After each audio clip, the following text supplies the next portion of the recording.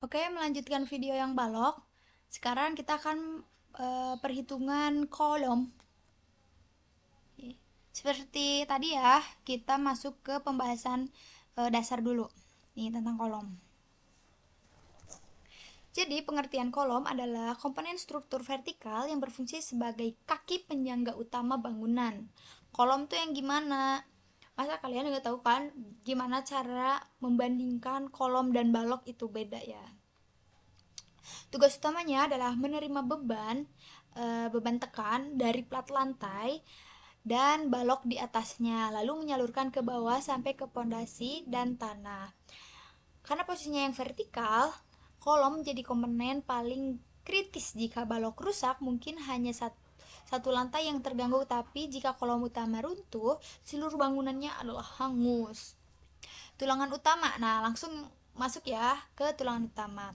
Berbeda dengan balok yang dominan menerima gaya tarik akibat lentur, kolom utamanya menerima gaya tekan. Namun tulangan utama memanjang atau vertikal tetap wajib dipasang. Fungsi utamanya adalah membantu beton menahan beban tekan yang sangat besar, terutama jika dimensi beton sudah tidak sanggup memikulnya sendiri, serta menahan momen lentur yang muncul akibat beban angin, gempa, atau posisi balok yang tidak simetris.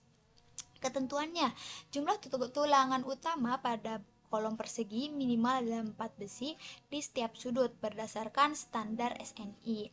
Persentase jumlah besi tulangan utama kolom berkisar antara 1-8% dari luas penampang kolom.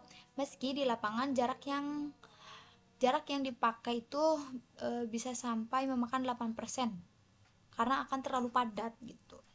Selanjutnya ada tulangan cincin atau sengkang ikat. Pada kolom tulangan cincin dipasang melingkari tulangan utama secara horizontal dari bawah ke atas. Fungsi efek kekangnya itu adalah mengikat beton di dalamnya agar tidak meber gitu kemana-mana atau pecah melebar ke samping saat ditekan dari atas. Yang kedua, mencegah tekuk, menjaga besi tulangan utama yang vertikal agar tidak melengkung atau menekuk keluar akibat beban berat. Nah, pemasangannya sama seperti balok, jarak sekang di area ujung kolom dekat permukaan dengan kolom atau balok atau lantai. Biasanya dirapatkan karena di area tersebut rawan terjadi geseran akibat gempa di area tengah kolom atau lapangan. Jaraknya boleh sedikit lebih renggang. Oke, masuk ke kelebihan. Kelebihan kolom itu daya dukung tekan sangat tinggi. Beton sangat sangat kuat jika ditekan, menjadikan material terbalik untuk elemen vertikal bangunan bertingkat. Terus yang kedua ada sangat kaku, yang ketiga fleksibel untuk dibentuk. Kekurangannya memakan ruang. Semakin tinggi bangunan, beban di bawah semakin besar sehingga ukuran kolom lantai bawah harus semakin besar. Yang kedua sangat berat. Ini tuh menambah beban mati total bangunan secara signifikan. Yang ketiga ada sifat keruntuhannya getas. Jika kolom kekurangan tulangan cincin dan menerima beban berlebih, kolom bisa hancur mendadak tanpa memberikan tanda-tanda retak awal. Nah, selanjutnya ada kolom utama. Perbedaan kolom utama dan kolom praktis. Kolom utama adalah kolom besar yang dihitung secara struktural untuk menahan rangka bangunan. Ukurannya itu biasanya menonjol. Nih kayak gini ya, ini menonjol nih dari dinding. Nah, ini menonjol dari dinding tuh kayak gini. Terus kolom praktis, kolom kecil. Nah, ini dipasang di dalam dinding batas tiap jarak 3-4 meter. Fungsinya bukan menahan beban bangunan, melainkan hanya menjepit dinding bata agar tidak roboh. Nah, yang kedua itu efek tekuk atau buckling. Kolom pendek sama kolom langsing. Kolom pendek itu kolom yang hancur murni karena betonnya sudah tidak kuat menahan beban. Kolom langsing itu kolom yang ukurannya kecil tapi sangat tinggi. Kolom jenis ini bisa runtuh bukan karena betonnya hancur, melainkan karena kolomnya menekuk. Seperti itu. Ini untuk pengertian dasarnya. Nah, terus selanjutnya ke perhitungan kolom. Sebenarnya sama aja sih buat pengertiannya. Cuman kalau balok tuh kan gini ya, bentuknya manjang ke samping. Kalau kolom itu panjang ke atas.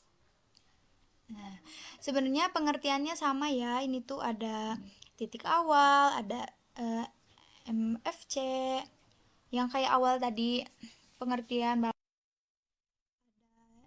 MFC, ada VC, F, eh, VF, ada Ki. Tuh, ini FC sama FY-nya sama pakai 25 400. Ini ada B1, ada eh, reduksi lentur, reduksi aksial. Kalau di beton tadi kalau nggak salah tuh nggak ada ya. Nah, setelah itu sama ke perhitungan tulangan pokok dulu kayak tadi ada momen, ada beta, ada hasil dari perhitungan ini nih. Kalau mau lihat rumusnya itu kayak gini ya, jadi data apa aja yang diambilnya. Ini ngeround dari tinggi balok sama di aksen. Terus untuk normalnya ini tuh ada FP, FC,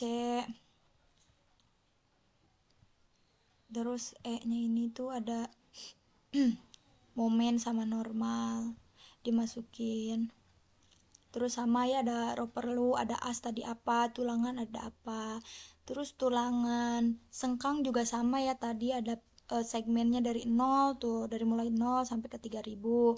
Ada FU, FN yang tadi udah dijelasin sama pengertiannya. Ada S, ada X max, ada S roperlu. Kayak gitu.